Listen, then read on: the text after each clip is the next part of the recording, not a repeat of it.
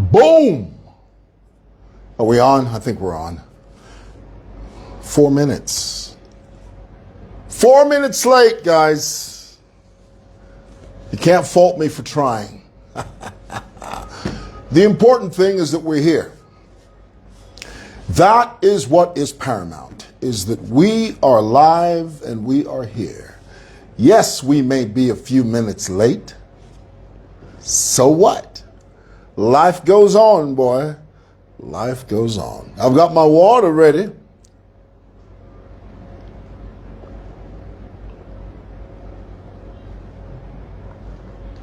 Man, that's good. It's starting to get hot. Have you noticed this? There's nothing more beautiful than a nice tall cup of cold water. Did I ever share with you that in Spanish, the word water is agua? Agua. That's water in Spanish. The same word, almost the same pronunciation, agua in my language means he has fallen or she has fallen, depending on the gender. Agua. Agua. Wing, I see you. I'm so happy to have you. Thank you so much for taking the time out of your very busy schedule to spend a few moments with me on SML TV. Somebody said to me the other day, said it was on a YouTube channel. There's a guy, I do have a YouTube channel, but I don't utilize it, and I need to start doing that. I really do. There's a guy, I think he's called Richest. He always makes it a point to post my videos, and I'm always grateful and thankful to him for doing that. Well, one of the people on YouTube, in reference to my videos, said, "Mr. Mwewa, you take too long." Well, it's called a build-up.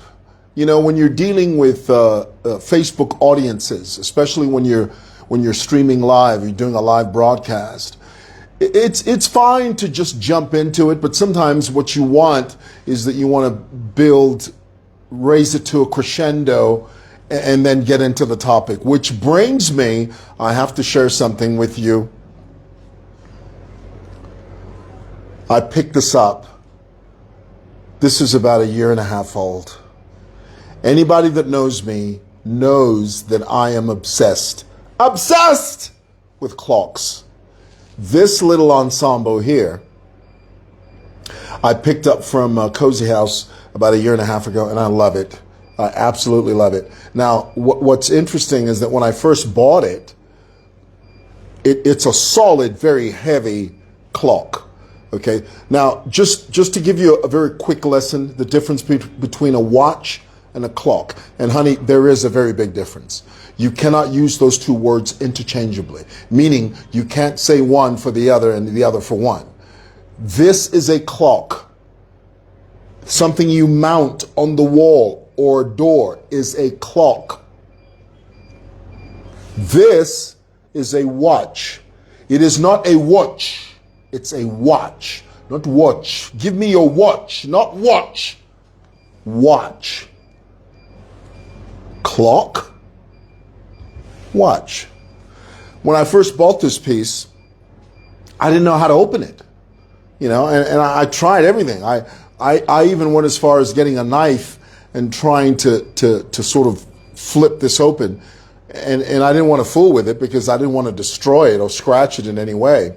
So I took it to Manda Hill, true story, took it to Manda Hill, and I said to the guy, there's the guy that he repairs watches at Manda Hill. So I gave him this, and without missing a beat, almost immediately, I explained to him that, look, I've had this thing and I'm trying to change the battery. I know it's battery powered, but I don't know how to access the battery. He just grabbed it from me and he started doing this.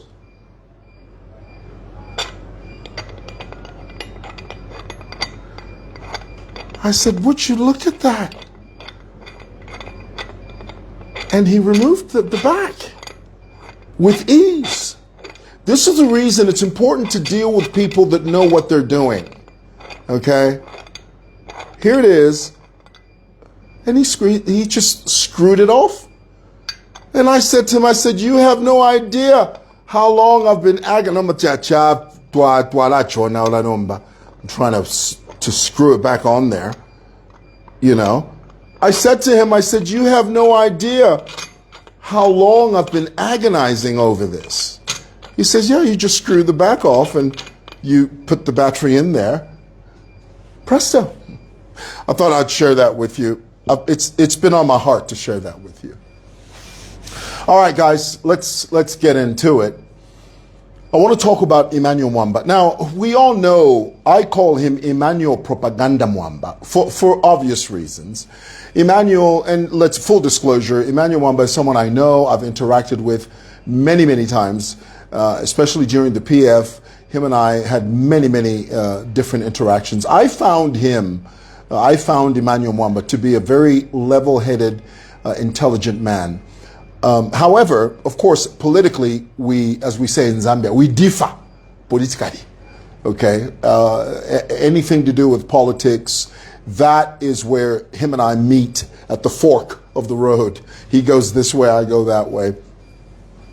And I mean, Emmanuel over the years has said things that were very salty, things that were inaccurate, things that were less than the truth, okay? We know that. But here lately, he's really been sort of scraping the bottom of the barrel. Okay, are you familiar with that phraseology?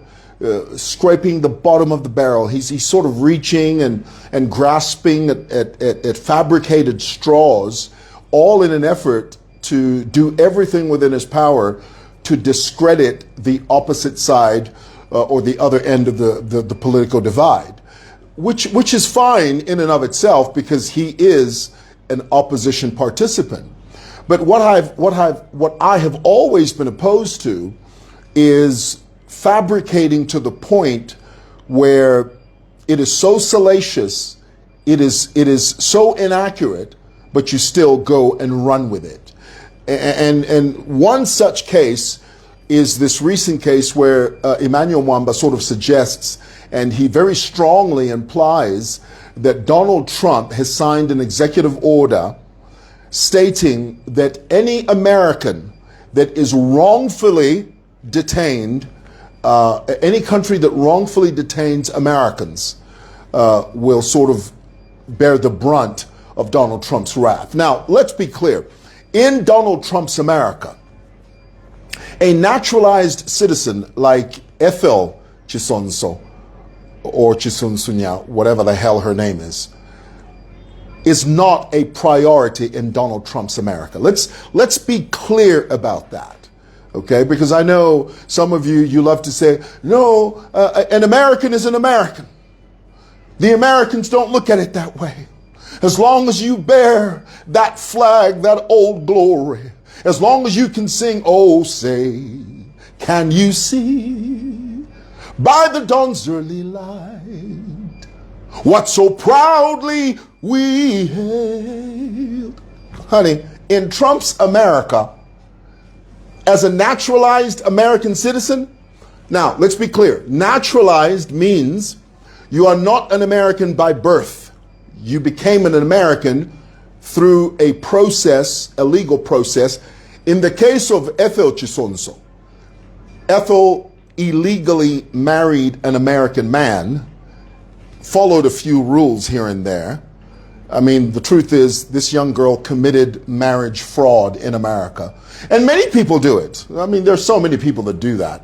There are people that they would do anything to get an American green card, even if it means pretending to be married to someone. There are young men right now, Zambian guys, Zambian men that are in America, and they use their looks and their handsomeness to hoodwink these American women who are looking for love, and they're going through these dating sites, and they hook a rich white American woman for the purpose of marrying her, for the sole purpose of getting a green card. Naturalization fraud is big business in America. Let's start there.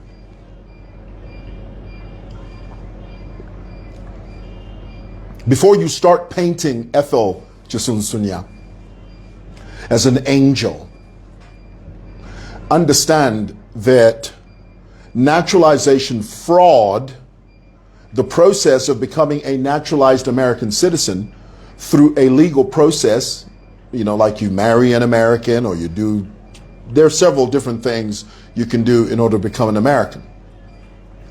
But there is fraud in that space, and there are many people who commit that fraud. But my point is this, and you must understand this: naturalized American citizens that have been declared Americans through a legal process, those Americans are not a priority in Donald Trump's America. Much less a young black girl from Zambia. Trust me, Donald Trump is not moving the National Guard to break through the gates of hell to get to Ethel chisonso. That's not going to happen. So let's not be disillusioned about that. Okay? Let's be totally clear about that. Now, let's come to this young girl, Ethel chisonso, because I think people like Emmanuel Mwamba, they gloss over the fact. They sort of hurriedly rush over the things that she said and she did.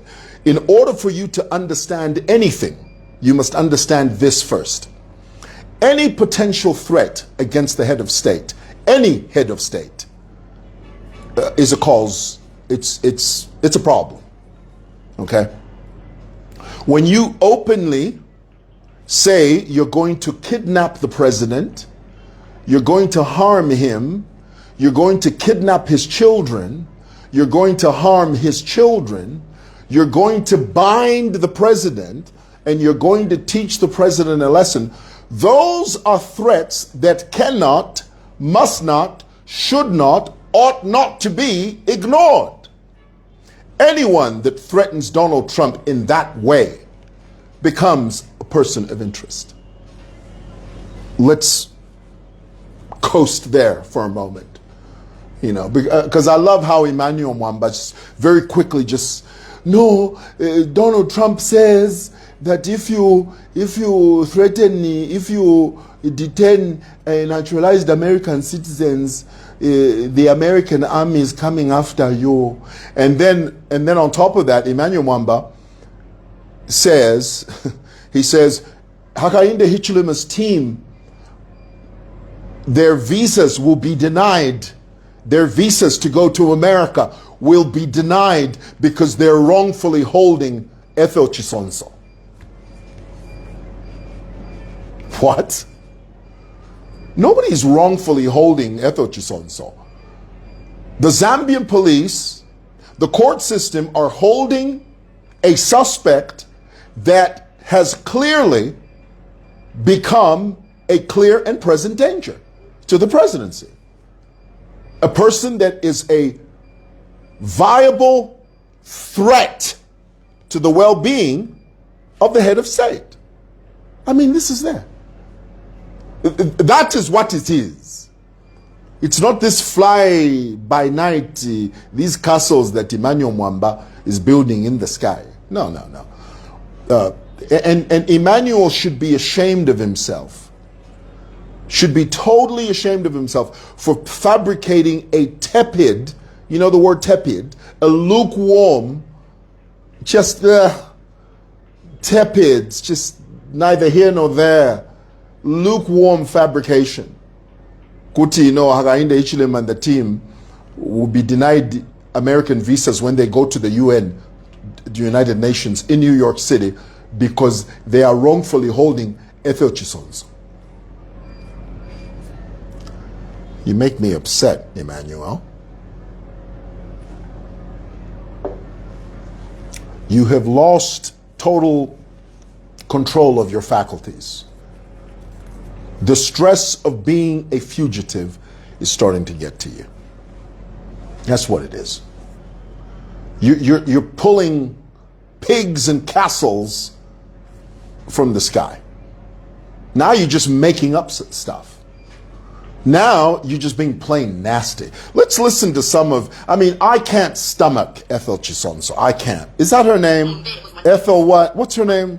Chisono. Why do I keep saying Chisonso? I can't stand her.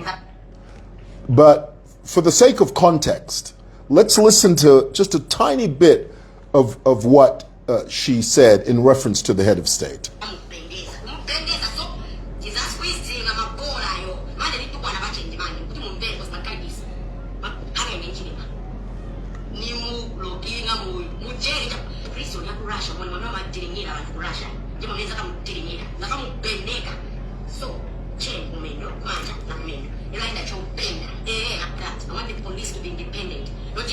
Okay.